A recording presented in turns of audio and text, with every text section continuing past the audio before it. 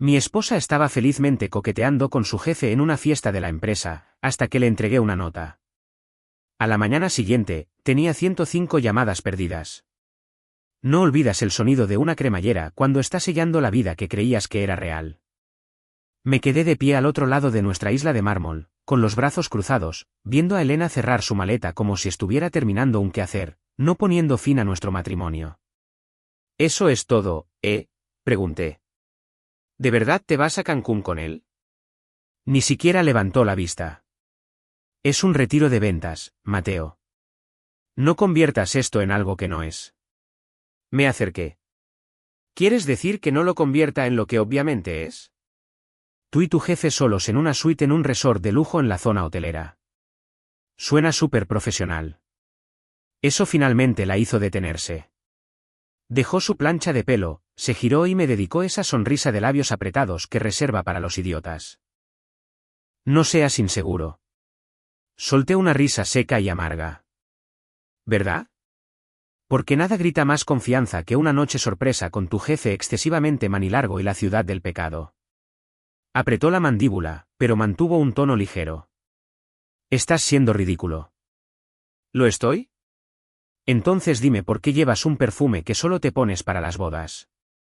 ¿Y por qué el mismo tipo que te envía mensajes a medianoche diciendo, reunión reprogramada, ahora te lleva en primera clase? Rodeó la encimera, sus tacones resonando en las baldosas como disparos. Tú arreglas camionetas, Mateo. No entenderías cómo funcionan los negocios de verdad. Eso dolió, pero no lo demostré. Tienes razón. Yo arreglo cosas. Tú. Tú huyes de ellas, como de esta conversación. Agarró su bolso. Estás montando una escena. No dije, interponiéndome frente a la puerta. Tú montaste la escena en el segundo en que me mentiste a la cara. Entrecerró los ojos. Muévete. No lo hice. Dime que no te estás acostando con él. Abrió la boca, pero no salieron palabras. Solo un destello de algo detrás de sus ojos. Culpa. Pánico. No sabría decirlo. Pero fue suficiente. Ni siquiera puedes decirlo, susurré. Eso es todo lo que necesitaba saber. Intentó pasar a mi lado. Mateo, para. Estás actuando como un loco. Pero yo no era el que se escapaba en mitad de la noche con reservas de hotel y un lápiz labial que no había visto en meses. Sabes que es una locura, dije, con la voz baja y firme. Seguir casado con alguien que piensa que la lealtad es opcional. Eso la golpeó fuerte.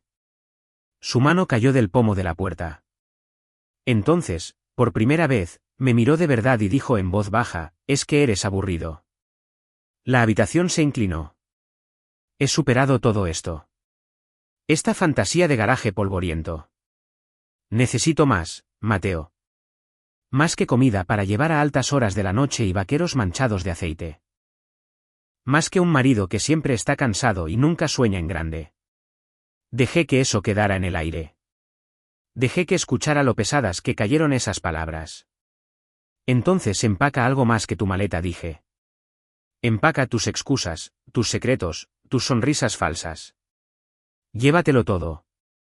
Tragó saliva con fuerza, abrió la puerta de golpe y salió como si no acabara de detonarlo todo. El silencio que siguió no fue pacífico. Fue personal. Me llamo Mateo Torres. Arreglaba cosas, pero algunos siniestros. Están destinados a ser pérdida total. A la mañana siguiente, abrí el taller más temprano de lo habitual, no porque tuviera demasiadas citas. Simplemente no podía quedarme quieto. Pasé el día con los codos metidos en una Lobo del 93, fingiendo que cada tornillo pelado y cada manguera oxidada era una especie de respuesta. El sudor me empapaba la espalda. La grasa se adhería a mis brazos como una segunda piel, pero nada de eso ahogaba el silencio que Elena había dejado atrás. Cada golpe de una llave inglesa hacía eco de su voz en mi cabeza. No seas inseguro. Lo que pasa con esa palabra, inseguro, es que es un código de trampa. Te anula antes de que puedas hacer las preguntas de verdad.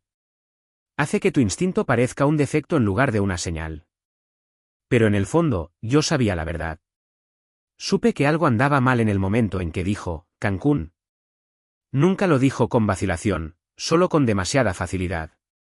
Como si hubiera ensayado la mentira, pulido los bordes. ¿Y ese perfume? No usaba ese perfume a menos que quisiera que alguien la recordara mucho después de que se hubiera ido de la habitación. Hacia el mediodía, me limpié las manos en una toalla vieja y llamé a Adrián. Adrián ha sido mi mejor amigo desde el instituto. Un poco más rudo ahora. 3 hijos, una rodilla reconstruida 2 veces y una barriga cervecera que llega antes que el resto de él. Pero es leal y directo. Se fue esta mañana, dije rotundamente. Hubo una pausa en la línea, luego una larga exhalación. Sí. Cielos, Mateo. Me apoyé en la puerta del taller, el metal caliente por el sol de Monterrey. Dice que es por trabajo. Otra pausa. ¿Y te crees eso? Ni por un segundo. Adrián no dijo, te lo dije. No necesitaba hacerlo. Me había advertido sobre su jefe hacía meses. Dijo que los tipos así no merodean a menos que estén rodeando algo que ya está herido. ¿Necesitas algo?, preguntó finalmente. Negué con la cabeza, aunque no podía verme. No, estoy bien. Pero no lo estaba. Volví al trabajo. Cambié las pastillas de freno de un Versa.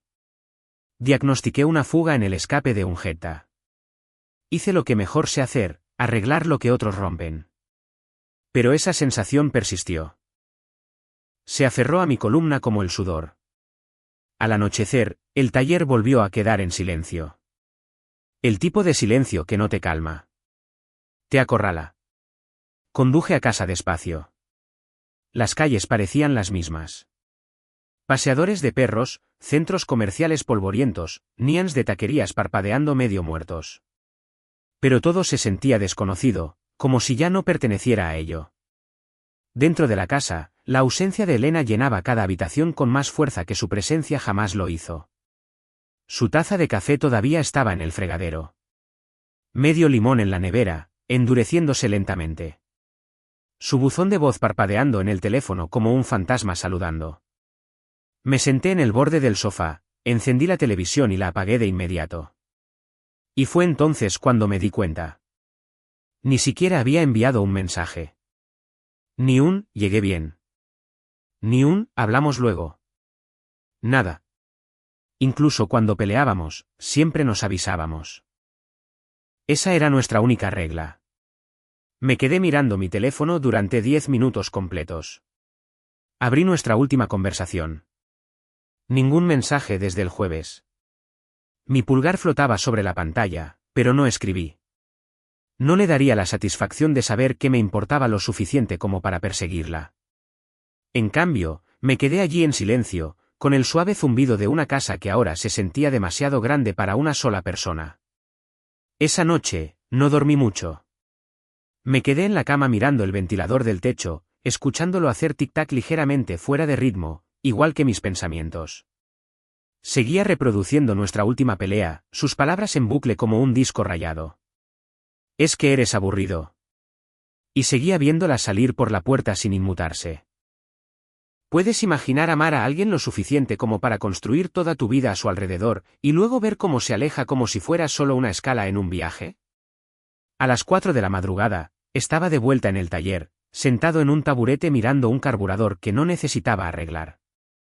Solo necesitaba algo que sostener en mis manos.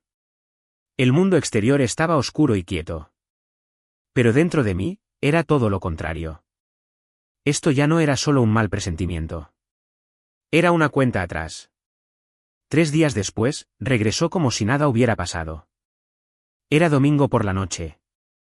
Acababa de terminar la reconstrucción de un carburador cuando entré en el camino de entrada y vi su coche ya allí. Su maleta estaba junto a la puerta, impecable, como si todo el viaje hubiera salido exactamente como lo había planeado y nada hubiera salido mal. Dentro, la casa olía a ajo asado y albahaca. Estaba en la cocina, tarareando para sí misma, con las mangas arremangadas, removiendo pasta como si nunca se hubiera ido. Llevaba el pelo recogido, los labios pintados de un suave color coral, y había una copa de vino tinto en la encimera, ya medio vacía. Hola, desconocido, dijo, girándose con una sonrisa como si simplemente estuviéramos retomando las cosas después de un fin de semana perezoso por separado. La cena está casi lista. Me quedé allí, con las llaves aún en la mano, mirándola como si la hubieran reemplazado por una actriz con la piel de mi esposa. ¿No llamaste? Dije. Parpadeó como si la idea ni siquiera se le hubiera ocurrido. Supuse que estarías ocupado. Yo estaba hasta arriba de reuniones. Y, bueno, ya sabes cómo es Cancún. No respondí. Simplemente pasé a su lado y me dirigí al fregadero, dejando correr el agua demasiado tiempo antes de enjuagarme las manos. Ella siguió hablando, sin embargo, parloteando sobre los vuelos, el candelabro hortera del vestíbulo del hotel, como su jefe hizo un brindis incómodo y como los retiros corporativos son en su mayoría fingir que te diviertes mientras haces contactos. Todo era tan pulcro, tan ensayado, y sin embargo, sus ojos se desviaban hacia mí cada pocos segundos, evaluando, midiendo, buscando señales. Me senté a la mesa de la cocina. Me puso un plato de pasta delante, espolvoreó parmesano por encima como si fuera una cita. Me obligué a comer unos cuantos bocados. Tenía el estómago hecho un nudo. Sirvió más vino. Me tocó el hombro ligeramente. Y entonces, mientras masticaba, cogió su teléfono de la encimera y lo enchufó. Fue entonces cuando vibró. No fuerte, solo una vez. Una suave vibración sobre el mármol. Y allí mismo, en un destello azul en la pantalla de bloqueo, había un nombre, Marco Espinosa. Debajo, un mensaje que me sacó el aliento del pecho de un golpe: el fin de semana pasado fue inolvidable.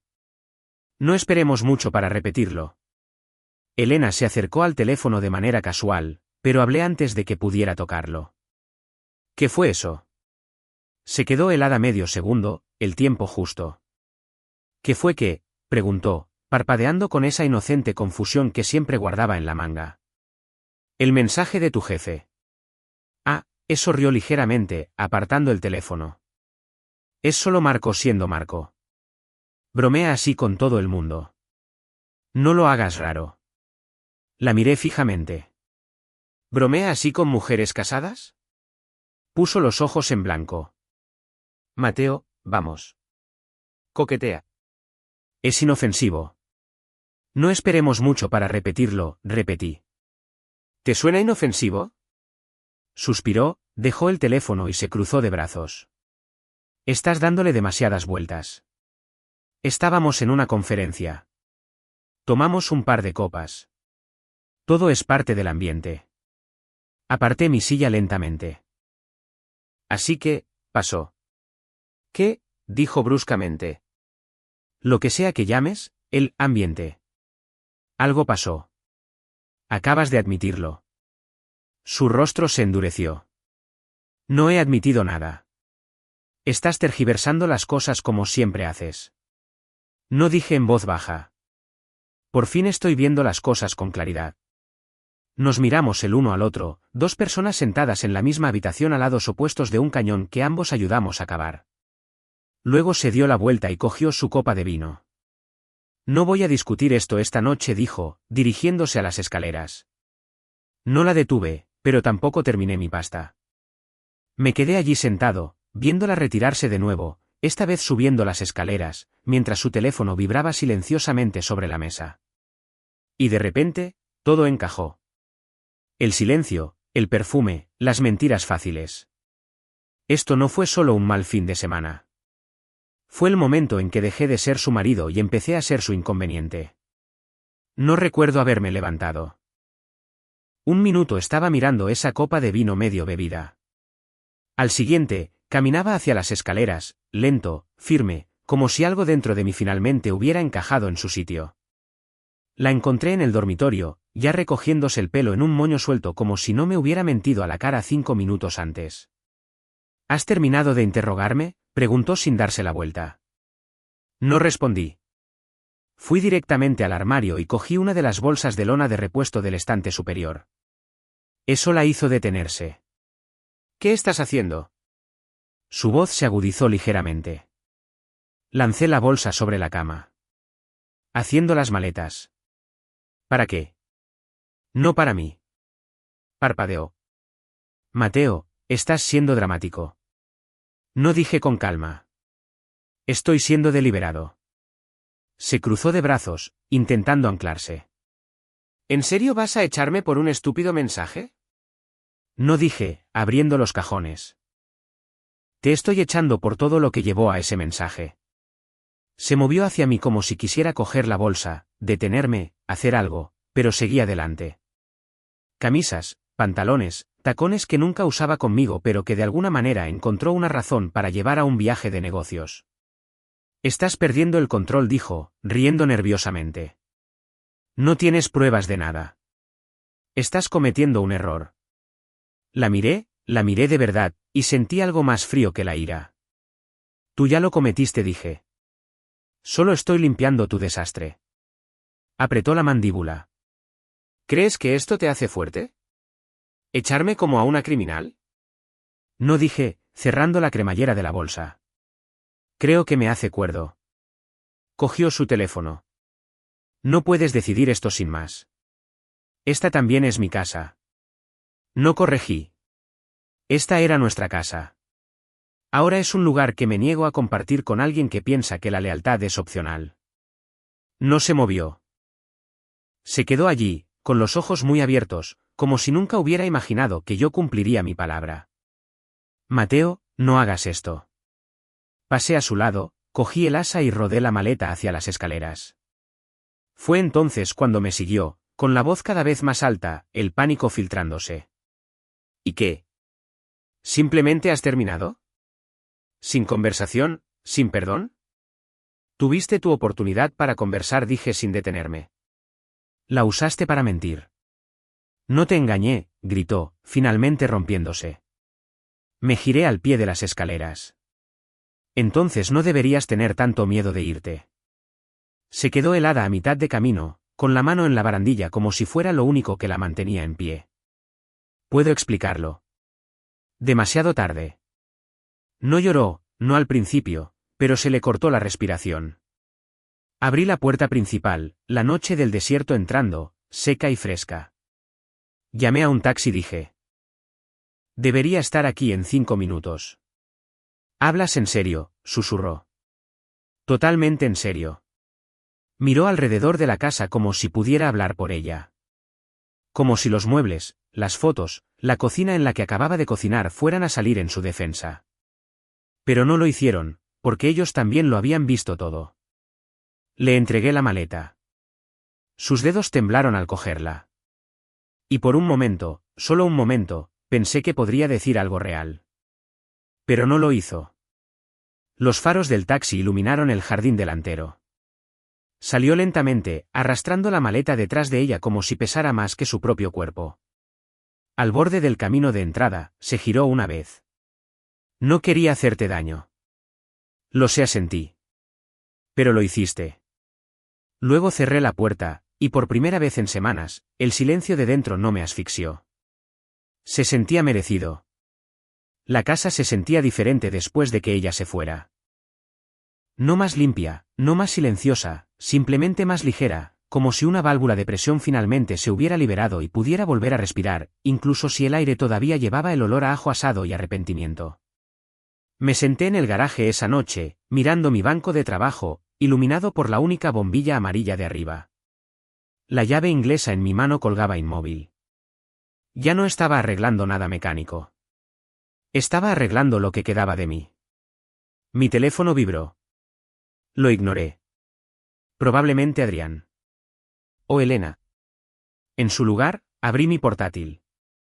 No para distraerme. Para empezar, creé un nuevo correo electrónico. Nada demasiado ingenioso, solo lo suficiente para pasar desapercibido. Lo mantuve breve. Profesional. Frío. Empleado preocupado. Se adjuntan registros que sugieren una posible mala conducta entre el gerente regional Marco Espinosa y la subordinada Elena Torres durante el retiro de octubre en Cancún. La factura del hotel confirma el alojamiento compartido. Un historial de mensajes adjunto indica una relación que puede violar la política del lugar de trabajo.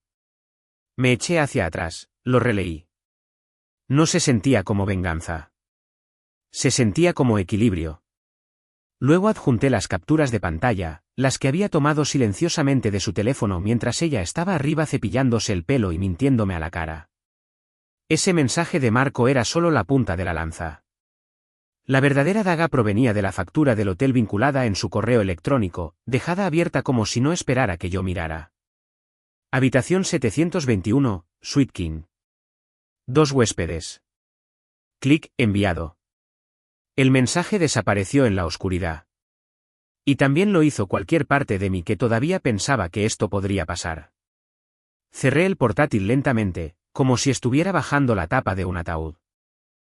De vuelta adentro, caminé por la casa vacía, pasando por el estante donde solían estar sus fotos, pasando por el abrigo que se olvidó de coger, pasando por la silla donde una vez pensé que envejeceríamos juntos.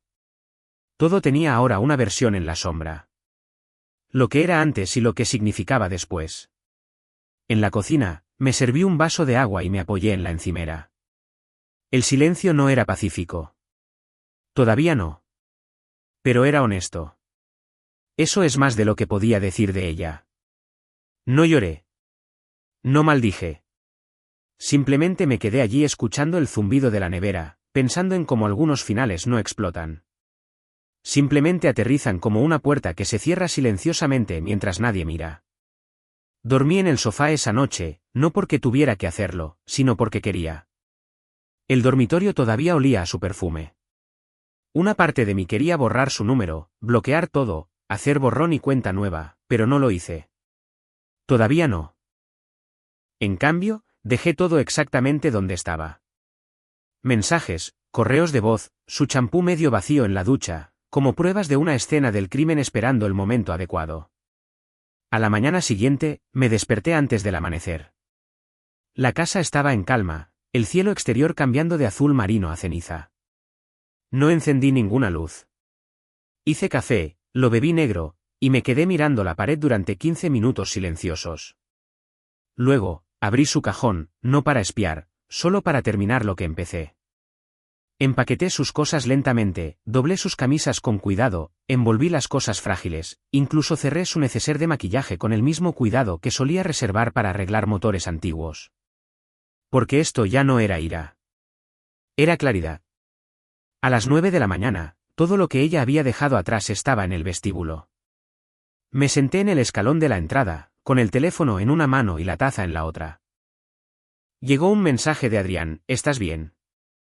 Respondí, todavía no, pero lo estaré. Y por primera vez, lo creí. Exactamente una semana después, mi teléfono vibró con un mensaje que no esperaba. Elena, oye, tengo un evento de la empresa el viernes por la noche en el centro. Deberías venir. Quedaría bien. Tú y yo juntos por las apariencias. Sin disculpas, sin explicaciones, solo estrategia. Me quedé mirando el mensaje, con el pulgar suspendido. Una parte de mí quería reír. Otra parte, la más tranquila y aguda, esa parte sonrió. No respondí de inmediato, simplemente la dejé en visto. 2 horas después, llegó otro mensaje. Mira, no estamos bien, obviamente. Pero esto podría ayudar. Marco va a dar un discurso. Estaremos frente a los ejecutivos. Creo que es importante que estés allí. Mostrará unidad. ¿Unidad? Esa fue la palabra que eligió. No verdad, no amor. Quería estar a mi lado para aparentar. Bien. Podía hacer eso. Respondí con un mensaje, estaré allí. Alquilé un traje. Negro, limpio, nada llamativo, lo suficientemente afilado como para cortar. Llegó el viernes por la noche, y el horizonte de Monterrey parecía un decorado de teatro. Demasiado brillante, demasiado pulido. Llegué al hotel justo después de las 7, aparqué a 2 manzanas. Quería caminar. Me dio tiempo para pensar. Caminé por el vestíbulo lentamente, pasando por ascensores dorados y personal con sonrisas falsas, hasta el bar de la azotea donde su empresa celebraba su evento. Las risas resonaban bajo las luces de guirnalda. Las copas de champán tintineaban. Un trío de jazz tocaba música de fondo que nadie escuchaba realmente. Y allí estaba ella, Elena con un vestido carmesí, de pie en el centro del escenario, rodeada de colegas, buscándome con la mirada como si yo fuera la última pieza de su rompecabezas.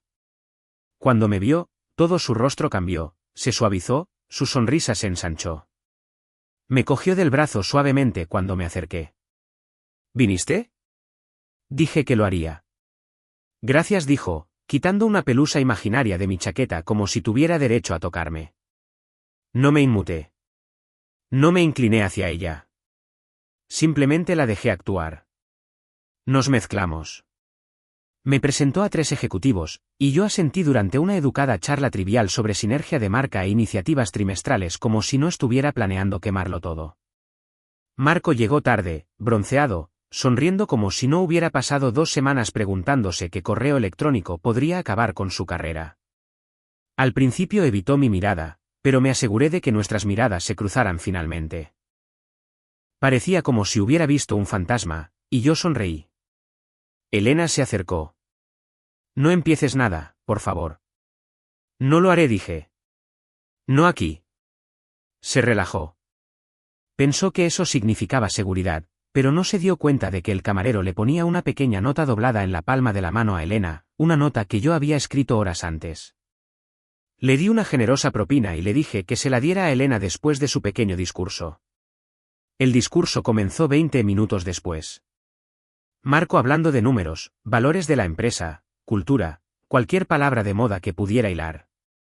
Elena lo siguió, con el micrófono en la mano, presentándose como una jugadora de equipo, una conectora. Y yo observaba, no desde la multitud, sino desde el otro extremo del bar, cerca de la salida.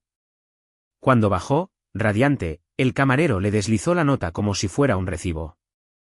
No la abrió de inmediato, pero cuando lo hizo, lo vi suceder en tiempo real. Su sonrisa se quebró.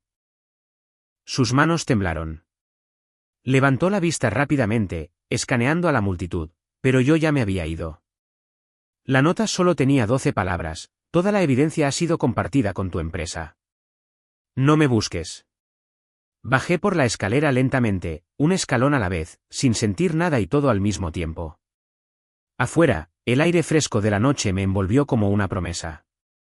Y esperé a la vuelta de la esquina del edificio, justo fuera de la vista. Porque sabía que esto estaba lejos de terminar. No tuve que esperar mucho. Menos de 1 hora después de escabullirme de ese evento en la azotea, la vi a ella primero. Elena. Salió disparada por las puertas de cristal de la entrada lateral del hotel como si el edificio estuviera en llamas. Sus tacones resonaban contra los escalones de piedra, una mano agarrando su bolso de mano, la otra sosteniendo la nota que yo había escrito, ahora arrugada, húmeda de sudor. Miró a su alrededor frenéticamente, escaneando el patio oscuro y la calle cercana. Algunas personas deambulaban, riendo o revisando aplicaciones de transporte, pero ninguna de ellas era yo. Me quedé escondido en la sombra del edificio de la esquina, con los brazos cruzados, el corazón en calma. Ella caminó de un lado a otro, llamó a alguien, se llevó el teléfono a la oreja, esperó. Sin respuesta. Sabía exactamente a quién estaba llamando. Entonces, segundos después, apareció él. Marco.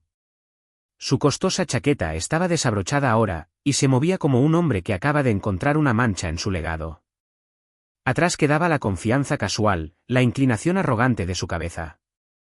Sus pasos eran rápidos, inseguros. Elena corrió hacia él. No pude oír las palabras, pero no lo necesitaba. Sus manos se movían con desesperación. Agitó la nota. Él se inclinó, con la mandíbula apretada. Y fue entonces cuando salí, tranquilo, lento, medido. Marco me vio primero. Se quedó helado como si alguien hubiera pulsado la pausa. No dije una palabra, simplemente caminé directamente hacia él y me detuve a un pie de distancia.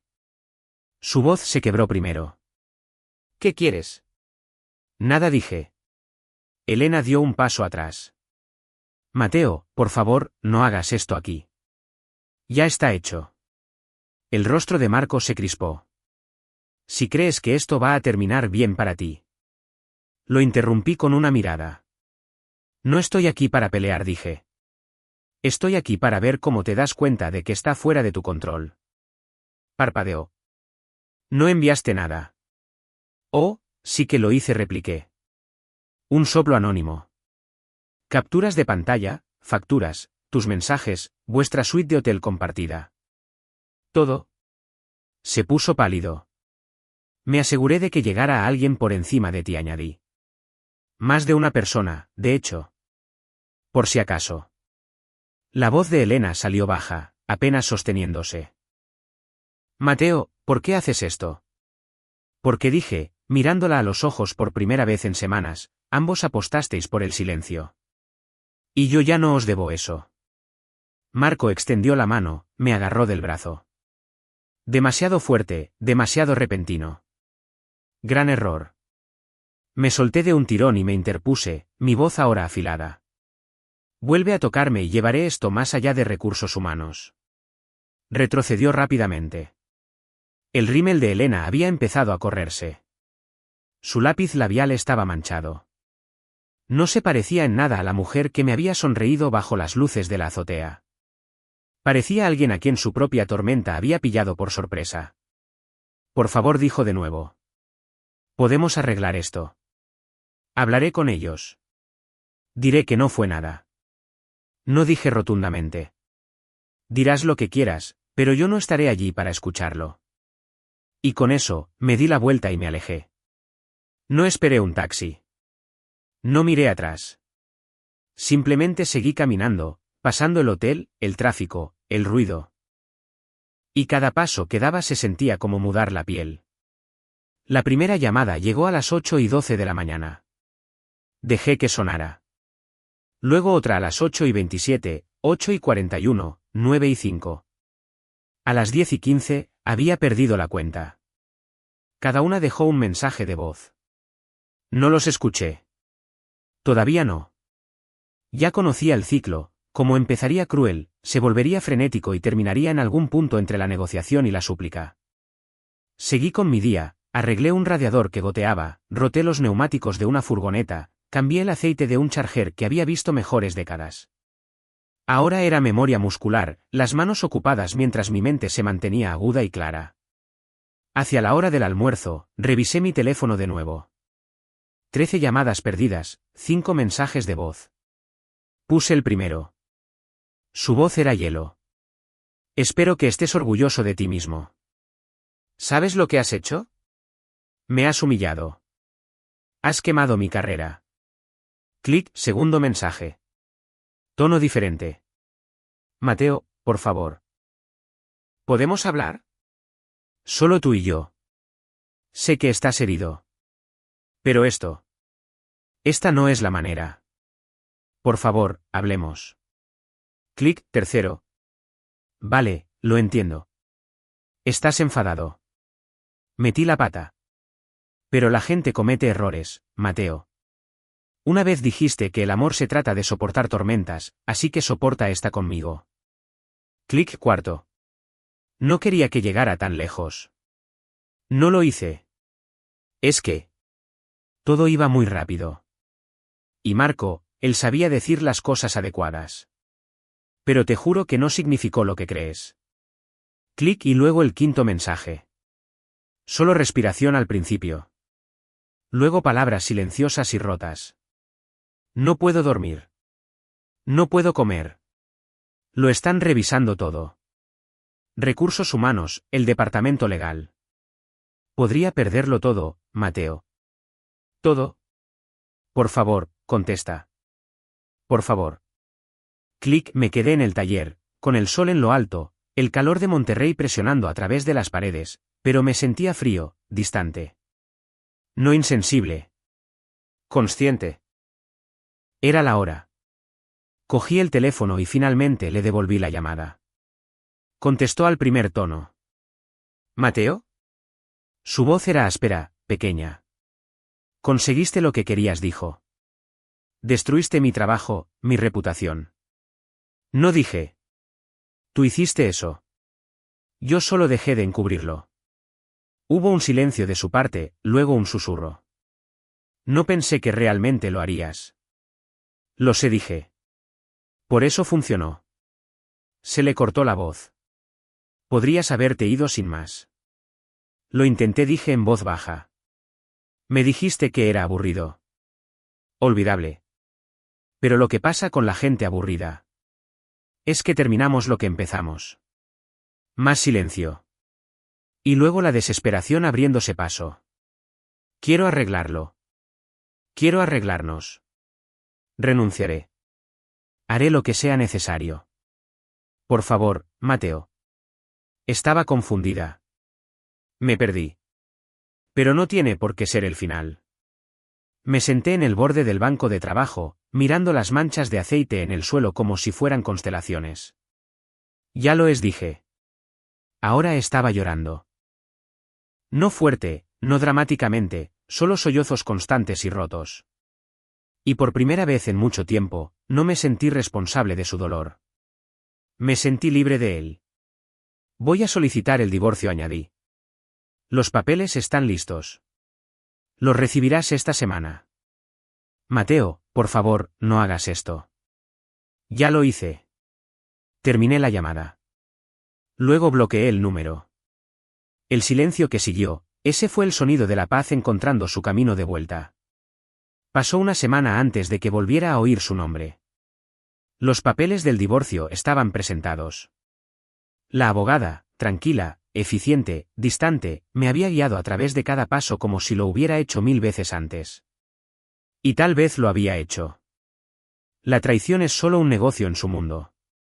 Pero para mí, todavía se sentía como el final de algo sagrado. No una historia, sino una ceremonia. Una que no me había dado cuenta de que ya había enterrado. Ese martes por la mañana, el taller estaba tranquilo. Estaba sentado en un taburete en la oficina de la esquina, medio viendo las noticias y medio bebiendo café frío, cuando Adrián entró. No llamó. Nunca lo hacía. Tío, no te vas a creer lo que acabo de oír, dijo, echándose la gorra hacia atrás mientras se apoyaba en el marco de la puerta. No levanté la vista. Sorpréndeme. A Elena la han despedido, dijo. Todo el asunto de recursos humanos se ha ido al traste, así de simple. Me quedé helado a medio sorbo. ¿La despidieron? Sí, dijo, asintiendo. Una antigua compañera de trabajo llamó a mi prima. Está en la central. Al parecer, los de arriba se enteraron de todo lo de su jefe. Se dice que él intentó echarle toda la culpa a ella para salvarse. No funcionó. A los dos los echaron. Dejé la taza lentamente. El sonido contra el escritorio pareció demasiado fuerte. Adrián esperaba alguna reacción. Una sonrisa burlona, tal vez, pero yo solo me quedé mirando la pared. Suspiró. Supongo que el karma llega justo a tiempo. Sí, dije en voz baja. Supongo que sí. Pero no había victoria en ello, solo quietud. Adrián se cruzó de brazos. ¿Estás bien? Estoy bien. No me creyó, pero no insistió. Asintió, cogió una botella de agua de la encimera y me dejó solo con el sonido del tráfico de fuera. Me recliné en la silla, viendo el polvo flotar a la luz del sol a través de la ventana del taller. Debería haberme sentido satisfecho, saber que todo había cerrado el círculo, que sus mentiras finalmente la habían alcanzado. Pero satisfacción parecía la palabra equivocada. Lo que sentí fue liberación. Ella perdió su carrera, su reputación, el hombre que pensaba que era su siguiente capítulo. Pero la verdad es que esa pérdida no le pertenecía solo a ella. También era mía. Porque lo que construimos, en lo que yo creía, tampoco sobrevivió. Más tarde esa noche, di una vuelta en coche por las afueras de Monterrey. Viejos hábitos. Cuando mis pensamientos se vuelven demasiado ruidosos, conduzco hasta que el mundo se queda en silencio. El desierto parecía interminable bajo la luz moribunda, un rosa suave que se desvanecía en un naranja quemado, el aire brillando sobre la carretera. Por primera vez en meses, bajé las ventanillas y dejé que el viento me golpeara. Pasé por el restaurante donde Elena y yo tuvimos nuestra primera cita. El mismo letrero de neón todavía parpadeaba, con la mitad de las letras apagadas, igual que esa noche. Sonreí débilmente, no por nostalgia, sino por la extraña paz de saber que ya no pertenecía a ese recuerdo. Cuando volví a casa, encontré un viejo álbum de fotos en la estantería del salón. Lo hojeé una vez. El día de nuestra boda, El primer aniversario del taller, ese viaje por carretera a Santiago, Nuevo León. Todavía podía recordar la sensación que tuve en esos momentos. Certeza. La creencia de que el amor, una vez encontrado, era inquebrantable. Ahora entendía que la certeza era solo comodidad disfrazada de verdad. Cerré el álbum, lo volví a colocar en la estantería, y por primera vez desde que se fue, dormí toda la noche. El tribunal no fue dramático como en las películas. Sin gritos, sin jadeos, solo el sordo zumbido del aire acondicionado y el suave crujido de blocs de notas y papeles. El Palacio de Justicia de Nuevo León tenía todo el encanto de una oficina de control vehicular con mejor seguridad. Me senté junto a mi abogada, una mujer serena llamada Rita Quiroga, de unos 30 y tantos años, de mirada aguda, que llevaba su confianza como una armadura. No malgastaba palabras, no malgastaba tiempo. Me dijo que todo se manejaría limpiamente siempre que me mantuviera en silencio y dejara que la verdad llevara el peso. Frente a nosotros se sentó Elena.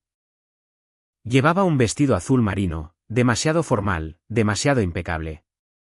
Su maquillaje estaba perfecto de nuevo, pero la mancha bajo sus ojos decía lo contrario. Sus manos se movían nerviosamente en su regazo. No me miró. Estaba bien. No necesitaba sus ojos. Tenía las pruebas. Capturas de pantalla, correos electrónicos, facturas de hotel, una cronología impresa que detallaba con fría precisión lo que ella pensaba que había enterrado en la memoria y el engaño. El juez, de mediana edad, cansado, sin rodeos, examinó las carpetas que Rita le puso delante. Arqueó las cejas una vez, luego otra. No hizo muchas preguntas. Simplemente pasó páginas, golpeó un bolígrafo contra el escritorio y asintió ocasionalmente con un gruñido que decía, esto es malo, y he visto cosas malas. El abogado de Elena intentó contar la historia de siempre. Confusión emocional, mensajes malinterpretados, límites laborales difusos. Pero el rastro de papel era demasiado limpio, demasiado condenatorio. Y el silencio funcionó en su contra, porque cada vez que intentaba explicar algo, sonaba ensayado. Su voz se quebraba en los lugares equivocados. Tropezaba con las fechas. Miraba a su abogado en busca de aprobación antes de cada frase. Pero yo me quedé sentado, sin regodearme, sin hablar a menos que me lo pidieran, porque ya no estaba allí para convencerla. Estaba allí para ver cómo caía la última pieza en su lugar. En un momento dado, el juez levantó la vista del montón de mensajes entre Elena y Marco. Un sonido largo y decepcionado, no de enfado, sino de cansancio. No veo ninguna ambigüedad aquí, dijo. Usted creó esta situación, señora Torres. Las acciones de su marido fueron una respuesta, no una provocación. Los hombros de Elena se hundieron ante eso. Apretó la mandíbula, pero sus ojos permanecieron pegados a la mesa. Cuando todo terminó, Rita me dio un suave codazo. Hemos terminado, dijo. Asentí y me levanté. Elena no. No de inmediato. Solo cuando me dirigí hacia la puerta, ella levantó la vista, como si la parte de ella que recordaba lo que una vez tuvimos no pudiera dejarme pasar sin intentar reclamar algo. Pero no la miré. No porque fuera cruel, sino porque era libre. El pasillo exterior estaba más frío de lo que recordaba. Pero el aire sabía a nuevo, como después de un monzón. Afuera, el tráfico zumbaba a lo lejos. Algunos abogados fumaban junto al bordillo. Seguí caminando, pasando junto a ellos, a través de las puertas de cristal y saliendo al sol de Monterrey, que me golpeó como un desafío. No me inmuté.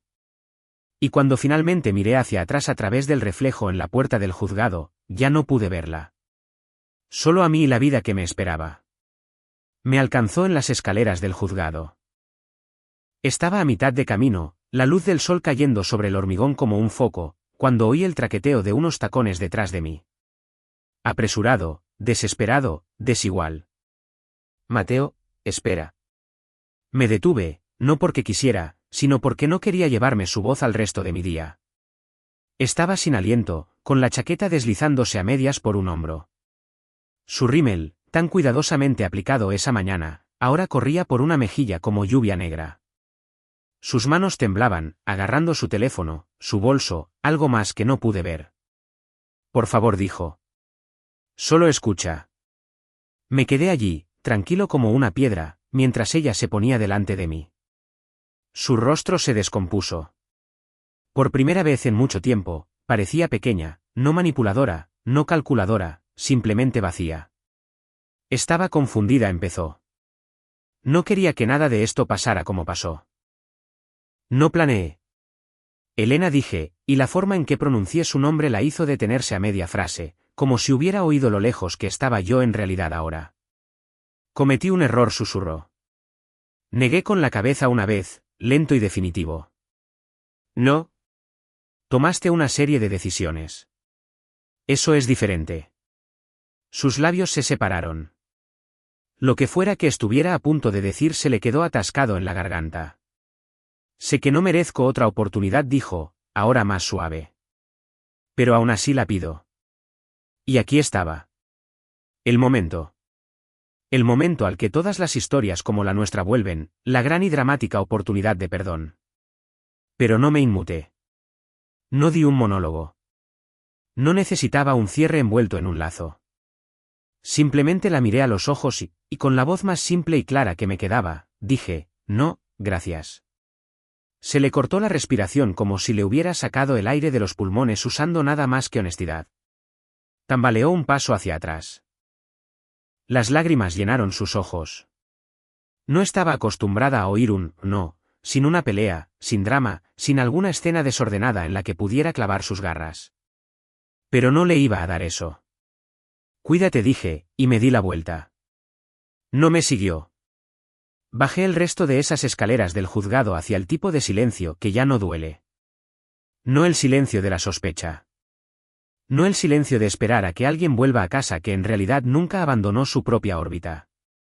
Este era el silencio de la paz, del comienzo. Afuera, el sol seguía siendo brutal, el aire de Monterrey cortante por el calor y el polvo. Pero lo inhalé como si me perteneciera de nuevo. No sabía a dónde me dirigía. No lo necesitaba. Porque a veces la libertad no llega con aplausos ni fanfarrias. A veces es solo un paseo tranquilo hasta tu camioneta con la cabeza despejada por primera vez en un año.